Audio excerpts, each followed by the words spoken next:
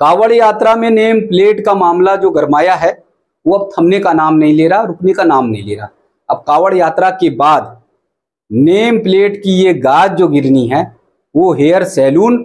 जो प्रदेश भर में बड़े बड़े हेयर सैलून हैं उन पर गिरने वाली है। और साथ ही साथ ये फिर बड़े बड़े जूस की दुकान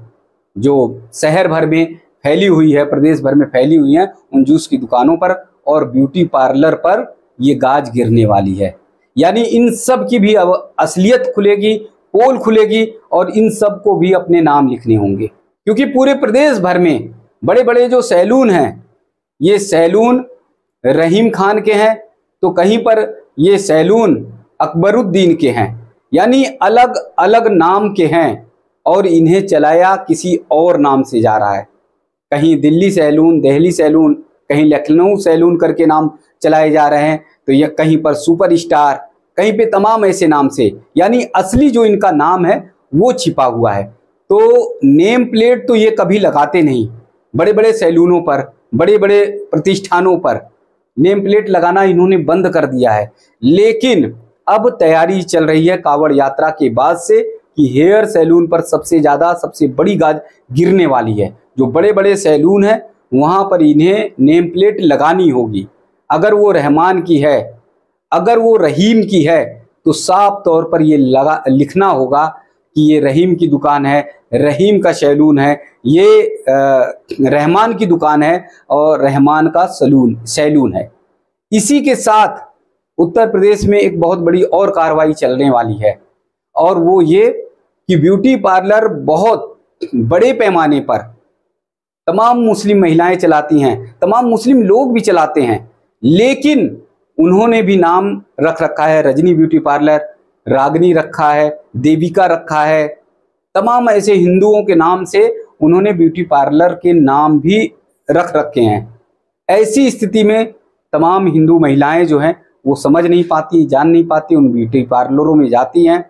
और फिर जो है वहाँ पर शिकार तमाम तरह से होती हैं। कई ऐसी महिलाएं ब्यूटी पार्लरों में लव जिहाद का शिकार हुई हैं। कई ऐसी महिलाएं जो ब्यूटी पार्लर में गई हैं, इन लोगों ने उन्हें गुमराह करने का काम किया है और साथ ही साथ बड़े बड़े जो हेयर सैलून हैं उसमें लोगों को ठगने का काम करते हैं, यानी हिंदू युवकों को ठगने का काम करते हैं। तो इन सब पर अब गाज गिरने वाली है, इन सब की भी हकीकत सामने आने वाली है, इन सब की भी सच्चाई जो है वो खुलकर अब इस बार रहने वाली है। सुप्रीम कोर्ट भले ही सोच रहा है कि उसने कावड़ यात्रा पर रोक लगा दी है, लेकिन कावड़ यात्रा के बाद पूरे प्रदेश भर में जो सैलून के खिलाफ या फिर ब्यूटी पार्लर के खिलाफ या फिर बड़े बड़े जूस की दुकानें जो हैं, जहां पर रहमान और रहीम जूस की दुकान खोले बैठे हैं और वो अलग अलग नामों से, जिन नामों के कारण ये पहचान नहीं हो सकती कि ये मुस्लिम की है या हिंदू की है, वहाँ पर उनकी भी पोल खुलने वाली है और उन पर भी गाज गिरने वाली है। अब आप समझ सकते हैं कि किस तरह से रोजगार पर, किस तरह से व्यापार पर, किस तरह से कारोबार पर कब्जा किया गया है और अपने अलग अलग नामों से इन्होंने नाम बदलकर हिंदुओं के नाम से, हिंदुओं के क्षेत्र में ये लंबे समय से ये कारोबार चला रहे हैं, व्यापार कर रहे हैं। तो आप इनकी मानसिकता को साफ तौर पर समझ सकते हैं। वैसे तो ये कॉलेज में, इंस्टीट्यूट्स में, बड़े बड़े सरकारी प्रतिष्ठान पर हिजाब की और टोपी की पैरवी करते हैं कि हर हाल में हिजाब और टोपी जो है वो लागू होना चाहिए, उस पर रोक नहीं लगानी चाहिए। कहीं पर अगर रोक लग गई किसी कॉलेज में हिजाब को लेकर तो पूरा तांडव होता है, प्रदर्शन होता है। यानी ये कहते हैं ये हमारे धार्मिक प्रतीक हैं, हिजाब और टोपी वो हर हाल में पहनकर जाएंगे। लेकिन जब इन्हें कमाई का मौका मिलता है, यानी कमाई जब करते हैं जिन जगहों पर, जैसे हेयर सैलून हो गए, जूस की दुकान हो गई या ब्यूटी पार्लर, तो वहाँ पर ना इनका हिजाब दिखाई देता, ना इनकी टोपी दिखाई देती, ना फिर इनकी धर्म में आस्था दिखाई देती। तब ये धार्मिक कट्टरता इनकी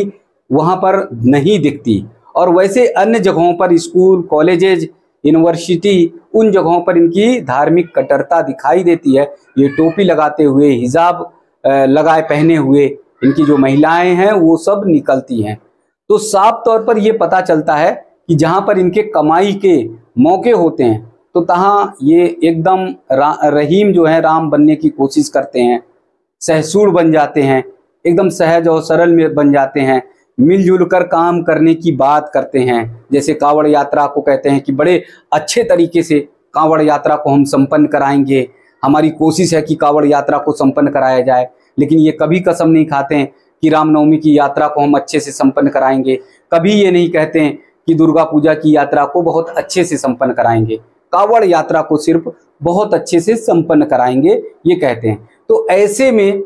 जब इन्हें कमाई का मौका मिलता है तो ये सहसूड़ हो जाते हैं, रहीम से राम बनने की कोशिश करते हैं। और जब इन्हें लगता है कि रामनवमी की यात्रा और दुर्गा पूजा की यात्रा निकल रही है, तो यही जो रहीम से राम बनने की कोशिश करते हैं उनके हाथ में पत्थर होता है और सिर पर टोपी होती है। ये पथराव करने से भी पीछे नहीं हटते हैं। तो इसलिए ऐसे लोगों को चिन्हित किया जा रहा और सिर्फ चिन्हित किया जा रहा। ऐसा नहीं कि इनसे दुकानें बंद करने के लिए कहा जाएगा, ऐसा नहीं कि इन्हें परेशान किया जाएगा, ऐसा नहीं इनसे कह दिया जाएगा कि अब तुम जो है अपने प्रतिष्ठान और दुकान मत चलाओ। इनको स्वच्छंदता है, पूरी तरह से ये स्वतंत्र हैं कि अपनी दुकानें, अपनी प्रतिष्ठान ये अच्छे से चलाएं, अपने सैलून बहुत अच्छे से चलाएं, ब्यूटी पार्लर बहुत अच्छे से चलाएं। सिर्फ और सिर्फ उस पर नेम प्लेट लिखवाना होगा, क्योंकि हो सकता है कि यहाँ पर बैठकर ये सहसूड़ बनते हों, यहाँ पर बैठकर वो बहुत ईमानदार बनते हों, ईमान के पक्के बनते हों, लेकिन ये लोग जब मौका मिलता है तो हाथ में पत्थर उठा लेते हैं, पथराव करते हैं, दंगा उपद्रव करते हैं। तो ऐसे लोगों को सिर्फ चिन्हित करने के लिए सूत्र ये बताते हैं कि प्रदेश सरकार तैयारी कर रही, और इस तैयारी में सैलून जो बड़े बड़े हैं, जो जूस की दुकानें हैं, ब्यूटी पार्लर की दुकानें हैं, उन सब पर नेम प्लेट लगाना अब अनिवार्य हो जाए।